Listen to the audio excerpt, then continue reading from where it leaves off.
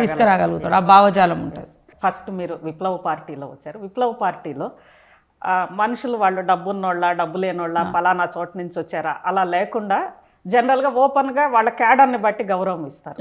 అదేవిధంగా మనం ఏమనుకుంటామో అది మాట్లాడగల కొంతవరకు స్వాతంత్రం ఉంటుంది.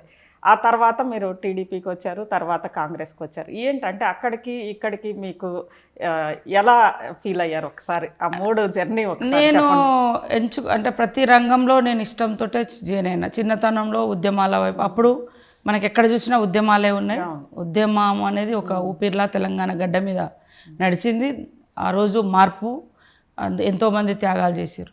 సో అక్కడ కూడా నేను ఉన్నంతలో నాకు ఫ్లెక్సిబుల్గా ఉండేది. ఏం పెద్దగా వివక్షతను కనబడలేదు. కాకపోతే సాటున ఎక్కడైనా అంటారు వీళ్ళు చేస్తారులే, వీళ్ళకి చేయొస్తుందిలే అనేది.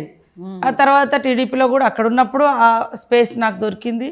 నా ప్లాట్ఫామ్, నా పబ్లిక్ అనే యాంగిల్లో నేను బాగానే. ఇప్పుడు అంటే రాష్ట్రం నుంచి జాతీయ స్థాయి వరకు నాకు ఒక స్పేస్ దొరికింది. అంటే జాతీయ నాయకత్వంతో సత్సంబంధాలు ఉండడం, రాహుల్ గాంధీ గారి యొక్క భారత్ జోడో యాత్రలో నేను పాల్గొనడం, ఎక్కువ ఆల్ స్టేట్స్లో నేను ఆయనతో పార్టిసిపేట్ చేయడం ద్వారా ఎక్కువ క్యాడర్తో మింగిల్ అయిపోయిన, అన్ని రాష్ట్రాల లీడర్స్తో. కాంగ్రెస్లో చేరిన కొత్తలో ఢిల్లీకి పోతే ఒక బిడియము, ఒక భయము, ఒక అది ఉండేది. ఏదన్నా నేను అప్పుడు మహిళా జనరల్ సెక్రటరీ నాకు ఫస్ట్ పోస్ట్ ఇచ్చారు కాంగ్రెస్లో. వెళ్ళినప్పుడు లాంగ్వేజ్ అర్థమయ్యేది కాదు, వాళ్ళు ఎవరు ఏందో, అందులో మనం ఎక్కడో మారుమూల నుంచి వచ్చినాం, ఈ ఢిల్లీ ఇదంతా ఏంది అనేది ఉంది. కానీ భారత్ జోడో యాత్ర అనేది రాహుల్ గాంధీ గారితో జరిగిన యాత్ర.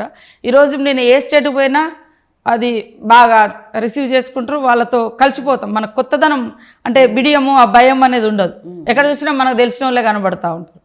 సో ఇక్కడ ఒక అత్యున్నతమైనటువంటి అవకాశం నాకు వచ్చింది. సరే, ఓనమాలు, రాజకీయ ఓనమాలు టీడీపీలో నుంచి స్టార్ట్ అయినా అంతిమంగా మాత్రం ఒక అత్యున్నత స్థాయి, తర్వాత అధికారంలో ఉండి నా నియోజకవర్గ ప్రజలకు, తర్వాత నాకు ఇచ్చిన పోర్ట్ఫోలియోలో ఉండేటువంటి వివిధ సమస్యలను పరిష్కరించుకోవడానికి ఒక గొప్ప అవకాశంగా కాంగ్రెస్ పార్టీ నాకు అవకాశం ఇచ్చింది. ఇక పార్టీలు అంటే నేను